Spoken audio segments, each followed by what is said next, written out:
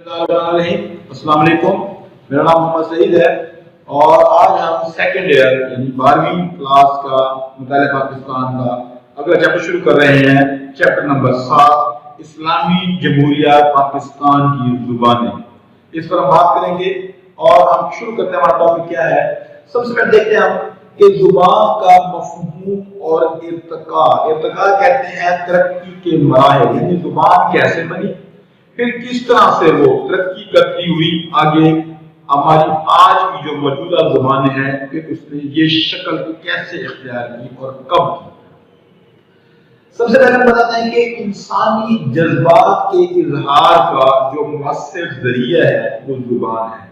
انسانوں میں اور جانوروں میں جو مین فرق ہے، بنیادی فرق ہے، وہ زبان کا فرق ہے۔ اور بھی فرق ہیں، مطلب سوچ کا ہے، معاشرہ بنانے کا وہ، لیکن بنیادی جو پہلا فرق ہے، بڑا فرق ہے، وہ ہے انسانوں اور جانوروں کی یا دیگر مخلوقات کی جو زبان ہے وہ مختلف ہے۔ انسان نے اپنی زبان کو وہ مختلف شکل میں ڈھالا ہے اور بتدریج مزید اس پہ کام ہو رہا ہے اور اس میں جدید چیزیں سامنے آ رہی ہیں۔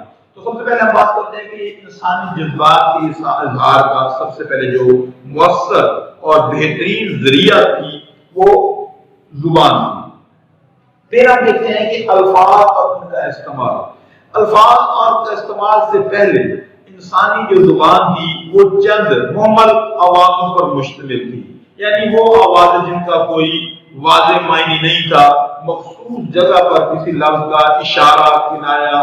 جس طرح اب آپ دیکھیں کہ ابھی کوئی جو بندہ پیدائشی طور پر بہرا ہو یا گنگا ہو تو وہ کس طرح سے بات کرتا ہے، آ او ای کر کے بات کرتا ہے، تو انسان پہلے کسی سے کام چلاتا تھا، پھر ان کے الفاظ اور پھر ان آوازوں کو الفاظ کا نام دیا گیا اور پھر ان الفاظ کو استعمال کرنا انسانوں نے جب شروع کر دیا تو اس طرح سے زبان کی مکمل ابتدا وہاں سے شروع ہوئی، جب مکمل آوازوں کو الفاظ کا نام دیا گیا اور پھر ان الفاظ کو اپنی ضرورت کے مطابق ان کو مختلف جگہوں پر استعمال کیا گیا۔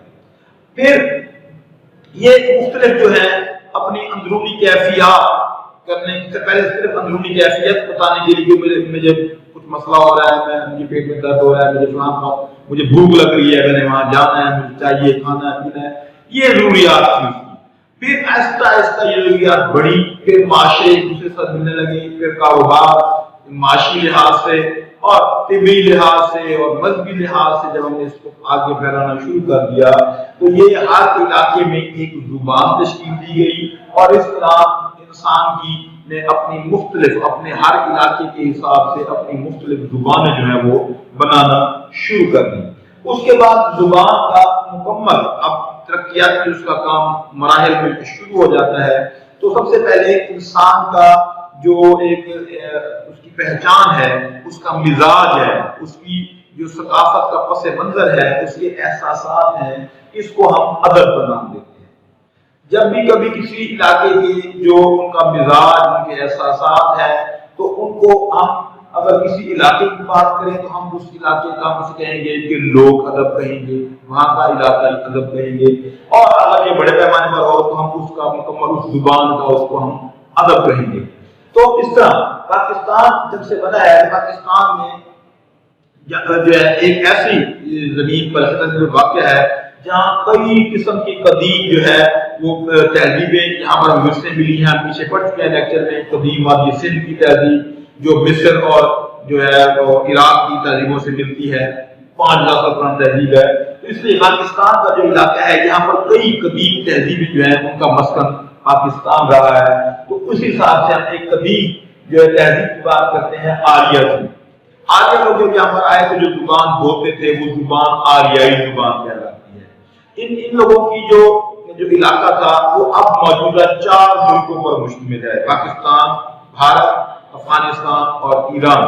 اس طرح یہ ان کی جو زبانیں بولی جاتی تھی تو جو پاکستان اور بھارت کے علاقے میں زبانیں بولی جاتی ہیں، جو یہاں کی علاقائی زبانیں کہ یہاں پر پنجابی ہے، سندھی ہے، سرائکی ہے، پشتو ہے، اپنا پشتو نہیں، اور اس کے علاوہ دکنی ہے، گجراتی ہے، ہندی ہے، تو یہ زبانیں کہلائیں ہندوستانی زبانیں آریاؤں کی۔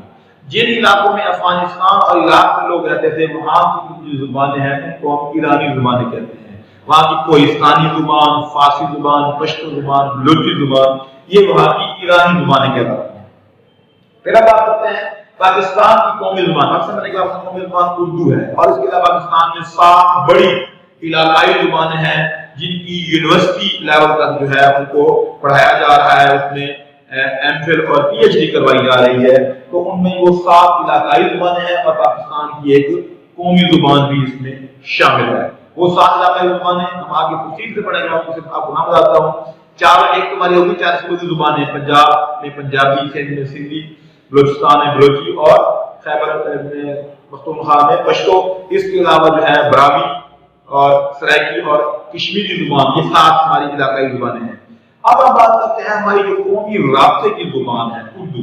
ہم اب اس کے بارے میں بات کرتے ہیں.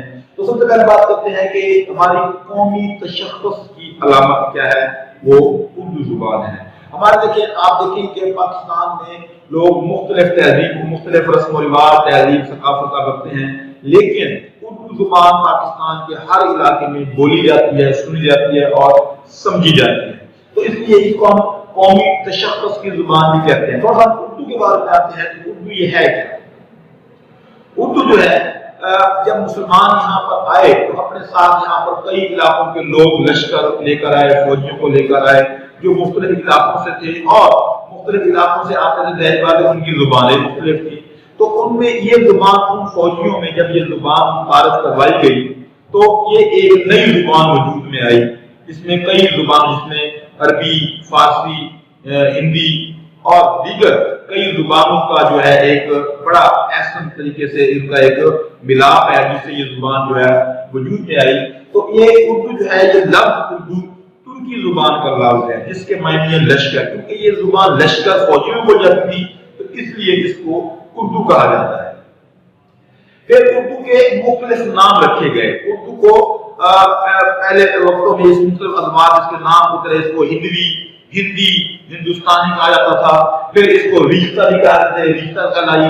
اور اس طرح یہ مختلف ناموں سے ہوتی ہوئی اردو معلیٰ ہونے کے بعد یہ پھر صرف اردو پکاری جانے لگ گئی. پھر اردو کا ادبی آہنگ. ہم پہلے جو ادب کیا ہوتا ہے، کسی علاقے کا مزاج، ان کے لوگوں کا مزاج، ان کے احساسات، ان کے پس منظر.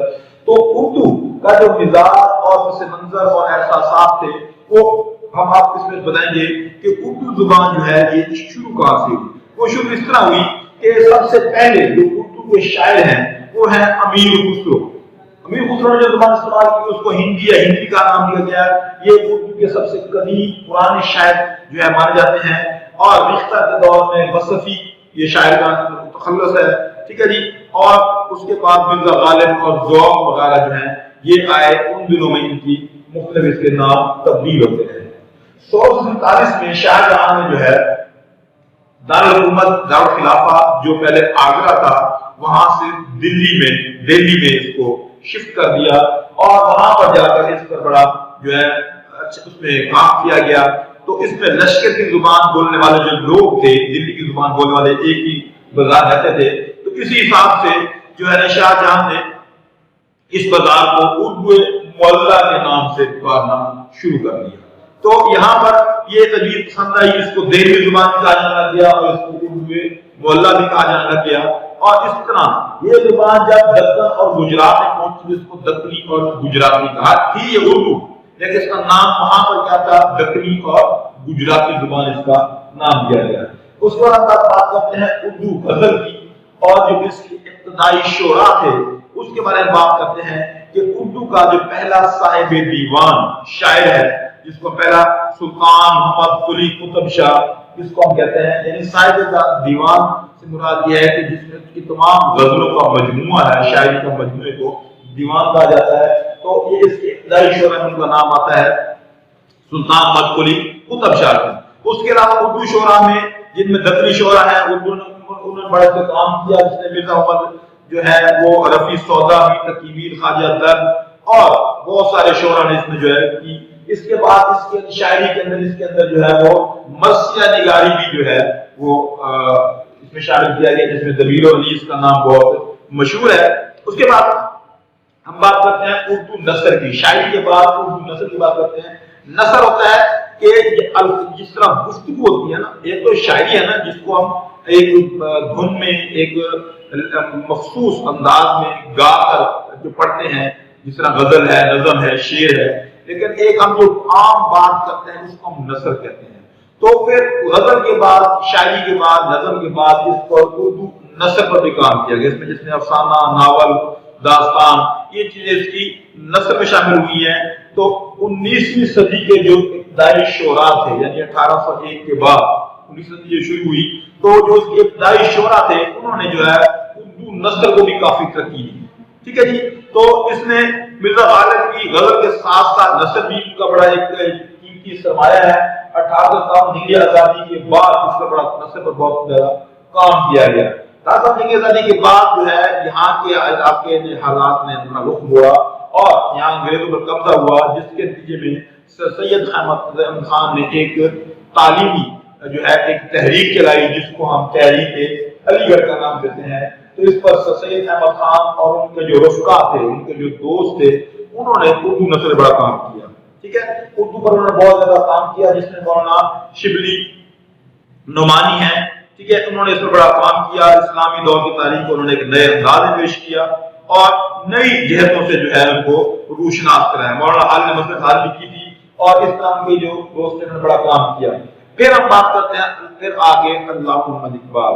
علامہ اقبال نے شاعری میں ایک نئی چیز متعارف کروائی، فلسفہ، فلسفہ خودی مطلب لے کر آئے شاعری میں، جس میں انہوں نے مسلمانوں کو یہ اپنے مسلمانوں کی جو ایک بڑا روشن ان کی تاریخ ہے، ان کے عظیم کارنامے ہیں، وہ انہوں نے ان کو بتایا کہ تم کس تمہارے جو آباء و اجداد تھے، مسلمانوں کو بتایا کہ وہ کتنے شاندار تھے، کتنے وہ عظیم لوگ تھے جنہوں نے اپنے دین کو، اسلام کو بھی آگے بڑھایا اور مسلمانوں کو بھی ترقی دی۔ تو ان میں سے ہو، تو اس طرح خود ہی یعنی اپنے آپ کو ٹھیک کرنے کا انہوں نے فلسفہ اس میں دیا۔ علامہ اقبال کی شاعری کے بعد طویل نظمیں بھی ہیں جو لوگوں کو زبانی یاد ہیں، اور کہا جاتا ہے کہ ان کو شاعر مشرق کا نام دیا جاتا ہے کہ انہوں نے یہاں کے مسلمانوں کو جھنجھوڑا اور انہیں بتایا کہ اپنے آپ کو جو ہے آپ ایک عظیم قوم میں سے ہیں، اس لیے آپ خود کو لے کر آئے۔ یہ ساتھ انہوں نے اپنی شاعری کے ذریعے، ان کا کلام جو ہے فارسی اور اردو میں دونوں میں دستیاب ہے۔